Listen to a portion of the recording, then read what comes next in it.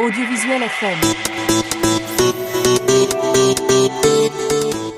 altine yem ak juróomi fan ak ñeent ci weeru février ñu fas yéene leen jukkil lu gën a fës ci yéenekaay yi en direct ci Direct TV 5.0 ak Audiovisuel FM. L'évidence titre fort. Menace sur la santé publique maanaam tiitaange wérgu yaramu askan wi. Journal bi di wax ne transmission volontaire du VIH ay acte contre nature ak pédophilie ñu ngi yokku ci réew mi. ñu wax ci turu Pape Cheikh Diallo ak Djiby Dramé te affaire bi jëm na ci lu métti lool. ci beneen xëtu l'évidence xalif de Bambilor di woote ngir libération de Farba Ngom di ñaan jàmm ak déggoo ci réew mi. l'évidence di wax itam état bi di yokku liggéey ci est ngir désenclavement. ci jamono jooju itam ñu gis ni Moustapha Guirassy di def pacte de responsabilité ak xale yi ci école yi. le soleil di wax ne Kédougou ñu ngi ci chantier. président Bassirou Diomaye Faye sanc na fa ay projet yu mag. ICEP route Promoville ak yokku doole force de défense et de sécurité. ci politique Ousmane Sonko am na bain de foule à Guinguinéo di joxe message bu dëggu ci fidélité ak engagement. ci wàllum économique directeur du port autonome de Dakar Walu Diouf Bodian di wax ne transformation du port de Dakar duñu mën a dellu ginnaaw. l'éveil Macky Sall à l'ONU l'appel d'Alioune Tine journal bi di wax ni débat bi dafa tar ci scène internationale bi. l'éveil di laaj itam Starlink au Sénégal ouvrir le ciel sans maîtriser le sol. ci région bi conflit minier à Kanel collectif Boulibar wax na ni déet à exploitation du phosphate. Source A Sonko maître de la rue mobilisation bu takku la am fële sa Guinguinéo étudiants yi di réclamer seen bourse te débat bi di jëm ci liste parallèle ngir élection locale yi. Source A dellu itam ci affaire bu doy waar transmission volontaire présumée du VIH impliquant des célébrités. journal bi di wax ne séropositif yi yokku nañ ci ñett ba juróom ñett nit te sanction yu métti ñu ngi ci yoon wi di leen xaar. ci xëtu mujj Bara Gaye di wax ne muy adhéré contrat moral de Pastef di ñaan liggéey responsabilité ak yokkute. Source A ñëw ci accident mortel bu am ci Linguère ak Matam ñu nemmeeku fa juróom ñaari nit yu ñàkk seen bakkan ak ay blessés yu métti. L'Observateur transmission volontaire du VIH sida toute l'enquête explosive sur les présumés homosexuels. journal bi di wax ni affaire bi dafa am ay développement yu métti procureur bi envisagé na ubbi benn information judiciaire ngir yokk enquête bi te jël ay mesures ci wàllum sanitaire ci wàllum santé bi surtout ci milieu carcéraire bi ngir moytu ay risques de contamination. L'Observateur di joxe itam les détails de la grande lessive à Omo affaire bi dafa jëm ci scandale sanitaire. ci weneen xëtu journal bi di wax ni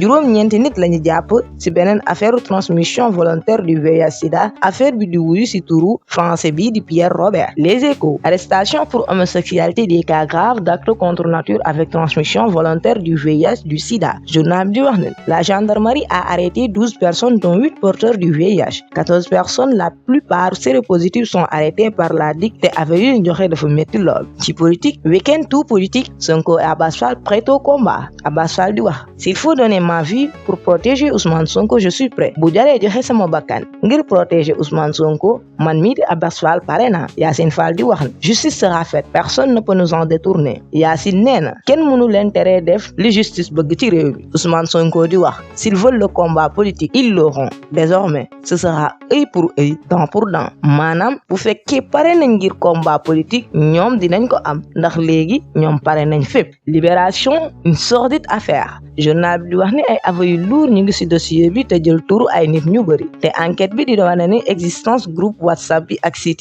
yi ñooy organiser débat sexuel entre hommes. Libération di wax ni 8 personnes sur les 12 mises en cause sont porteuses du VIH te virus bi dafa tourner volontairement touché ay góor ak ay jigéen am na ñoo xam ne marié lañ ak ay pères de famille. journal bi dellu itam ci plainte bu amoon en 2019 lu jëm ci contamination volontaire présumée. Enquête le plan Machiavelli journal bi di wax affaire acte contre nature et transmission du VIH dafa jëm ci véritable problème de santé publique maanaam tiitaange wérgu yaramu askan wi. 26 personnes ont été interpellées entre le 4 et le 6 février 2026 ci ñaari affaire yu bokkul ba tax na ni Mame Matar Gueye Jamra di wax ci enquête nañ tas 16 associations LGBTI am ci wàllum politique. Sonko est le pari de la vérité directe ci yeneen xët Khalifa Sall met la pression sur le régime di laaj ay réponses claires ci Starlink liste électorale et université. Tribune après Pape Cheikh et Djiby Dramé une autre célébrité dans le viseur. ginnaaw Pape Cheikh ak Djiby Dramé am na beneen célébrité bu ñu woo. journal bi di wax ne brigade des recherches de Keur Massar dafa wuutu réseau animateur bi ak woykat bi ñi koy cerner ak ñi koy jëfee. Tribune di yokk 6 présumés homosexuels ci den ñooy wax ni ñoo contaminé volontairement une dizaine de personnes maanaam ñoom ñoo tay contaminé fukki nit ci seen tayeef. 14 Sénégalais déférés par la DIC affaire bi jël pédophilie, proxénétisme, violence sur mineurs, actes contre nature et transmission du sida. L'AS, homosexualité et transmission volontaire du VIH, journal bi di wane ni affaire bi dafa raxas réew mi ba taxaw lool di jàpp ay opinion yu métti ci askan wi. L'AS ñëw ci wàllum économique. Pourquoi le secteur privé se mord? Lu tax secteur privé bi dee. L'AS di joxe ay causes: faible maîtrise de facteurs de production, inadéquation de la réglementation. Sud Quotidien, fin de la tournée économique du chef de l'État au Sénégal oriental. Njeexital tournée économique président Bassirou Diomaye Faye lañu gis fii ci Sud Quotidien. Diomaye Faye promet équité et présence de l'État ci Tambacounda ak Kédougou. Journal bi di wax itam les étudiants imposent le paiement des rappels comme préalable ci concertation ak gouvernement bi. Ginnaaw concertation bu ñu amoon ak gouvernement bi, étudiants yi ñu ngi laaj ñu fay leen seen bourse comme ñu leen ko waxee woon. Ousmane Sonko pointe la dette cachée et raffirme la dérédition des comptes. Le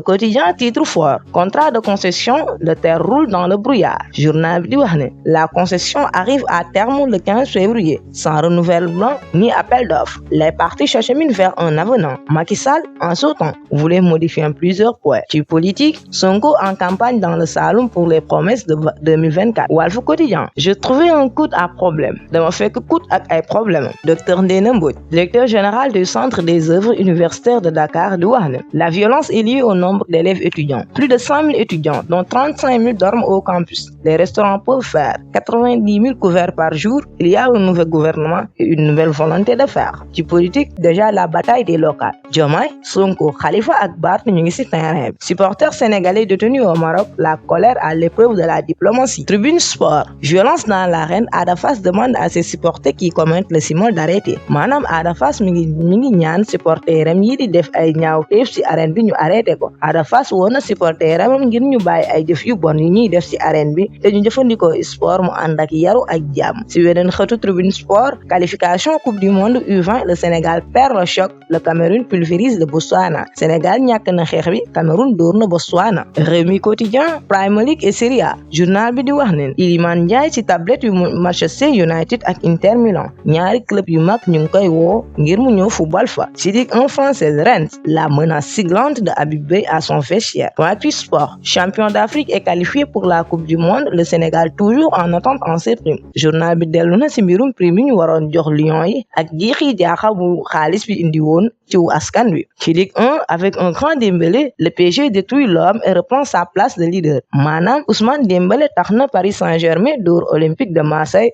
et reprendra place am. Record, le journal des sportifs. Après le péno, on savait qu'on allait gagner. Paralu Iliman Ndiaye la, attaquant des Lions ci mbirum CAN 2025. Ci weneen xëtu Record, Agel tombe et Luis Doré repasse en tête. Les 6 résolutions fortes de Banjul, Ismaïla Sarr reprend de la vitesse avec Crystal Palace. Foot féminine, mondial féminine U20, courte défaite des Lioncelles au Nigeria. Libération, après une dispute, Adji Fatou Seck verse de la bouille chaude sur son mari. Ginnaaw xuloo bu metti bu mu am ak jëkkëram, Adji Fatou Seck gis nañ ni dafa sotti ndox mu tàng jëkkëram. Li lañ leen indiloon ci lu gën a fës ci yéenekaay, di leen jox dig daje ba ëllëg en direct ci Direct TV 5.0 ak Audiovisuel FM. Di leen ñaanal te di leen ñaan kenn dal ak jàmm. Audiovisuel FM.